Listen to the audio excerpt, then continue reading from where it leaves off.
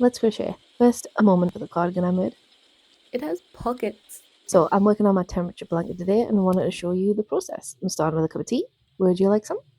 It may be January, but it's always autumn in this house, so we light the pumpkin candle first. I keep a diary of daily temperatures. I use a website called Wonderground to get these. I made a swatch card to use as reference. I just punched holes down the side, then threaded the yarn through and wrote down the temperatures they correspond to, as well as the yarn brand, colour, and shade lot in case I need to buy more through the year. I have a pumpkin pin because autumn, 5mm crochet hook, scissors, and of course, the project. This hexagon here is just made out of just the border colour for all 3 rounds. I do this just to break up each month. For the 14th, the low was 1 degree Celsius and the high was 7, which means I'm using school green for the first row and petrol for the second row. I'm using a pattern for a solid hexagon. It recommends starting with a magic circle, but I hate magic circles. So I'm just chaining 3 and slip stitching into the first stitch to create a ring. Chain 2, which is not included in the final count, 12 double crochet into the circle and slip stitch to finish.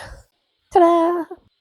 Attach the second colour, chain 2, again not counted in the final count. In the same stitch you double crochet, treble crochet, double crochet, then do 2 double crochet in the next stitch and repeat.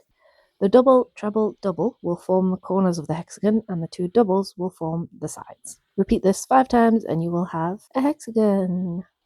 For the border I'm using a navy colour, so I attach that. Chain 2, again not counted in the final count, 1 double crochet, then into the next stitch we do a double, treble, double again, then double crochet into the next 4 stitches and repeat. Don't worry if your hexagon looks a bit weird, like a strange little Pringle. You just pop it on the table, press it flat, and you will be good to go. I'm using a mustard colour to stitch the hexagons together. I just lay the next guy next to the previous guy and flip him over so he's right sides together. I just single crochet into the back loop of both hexagons. So a little close up of that. You only want to have 1 loop from your first hexagon and 1 loop from your second hexagon on the hook. Yarn over, pull through 2, yarn over, pull through 2. You repeat that all the way down and he's attached.